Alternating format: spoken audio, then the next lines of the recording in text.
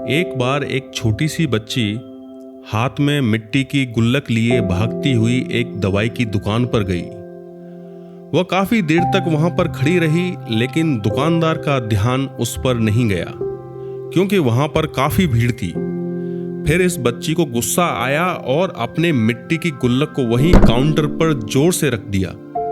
इसके बाद दुकानदार और वहां पर खड़े सभी लोग उस बच्ची की तरफ देखने लगे।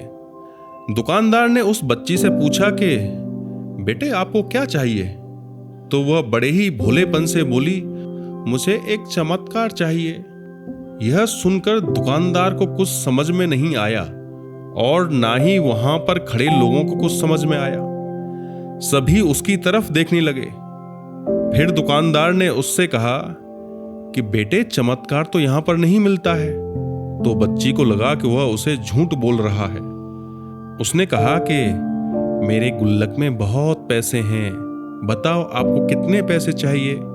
मैं आज यहां से चमत्कार लेकर ही जाऊंगी। तभी काउंटर पर खड़े एक आदमी ने उससे पूछा कि बेटी, क्यों चाहिए तुमको चमत्कार? तब उस बच्ची ने अपनी कहानी बताई। अभी कुछ दिन पहले मेरे भाई के सर में बहुत तेज दर्द हुआ। मेरे पापा मम्मी उसको हॉस्पिटल लेकर गए। उसके बाद कई दिन तक मेरा भाई घर नहीं आया। मैंने बहुत बार अपने पापा से पूछा, लेकिन उन्होंने मुझे कुछ नहीं बताया। वो बार बार यही बोलते रहे कि वह कल आएगा, कल आ जाएगा, लेकिन वह अभी तक घर नहीं आया है।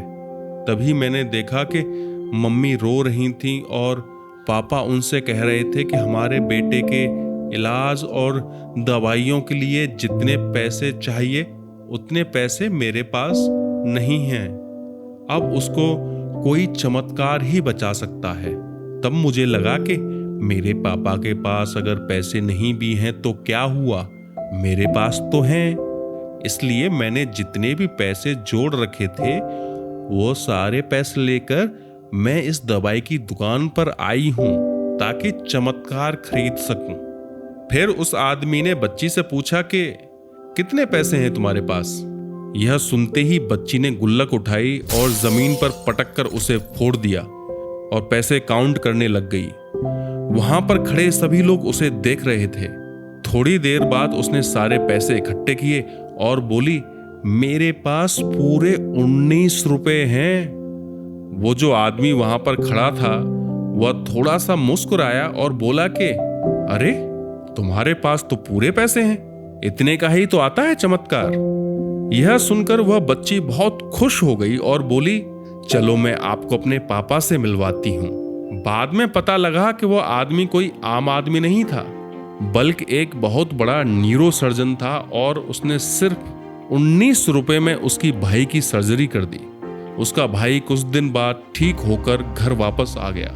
कुछ दिन बाद यह बच्ची, उसका भाई, उसके पापा और मम्मी चारों एक साथ बैठे हुए थे और बात कर रहे थे। तभी उसकी मम्मी ने उसके पापा से पूछा कि अब तो बता दो, यह चमत्कार आपने किया कैसे? तब उन्होंने अपनी बेटी की तरफ देखकर कहा, चमत्कार मैंने नहीं, इसने किया है। अब मुझे नहीं मालूम यह कहानी कितनी सच है, क्योंकि कहानियां सच नहीं होती, कहानियों में सच होता है। तो इस कहानी से हमें जो सीख मिलती है, जिंदगी में कितनी बार ऐसा होता है कि हमको कोई रास्ता नजर ही नहीं आ रहा होता और हम लोग हिम्मत हार जाते हैं। तब हमारे अंदर एक बच्चा होता है जो कोशिश करने से कभी पीछे नहीं हटता है। वह हार मानने को तैयार ही नहीं होता क्योंकि उसको ना शब्द समझ नहीं आता है। वह बच्चा जिसके लिए कुछ भी नामुमकिन नहीं है, क्योंकि वह हर हाल में कोशिश करता ही रहता है और हमें भी कोशिश करते ही रहनी चाहिए। आपने इस कहानी को इतने प्यार से सुना, उसके लिए बहुत बहुत शुक्रिया।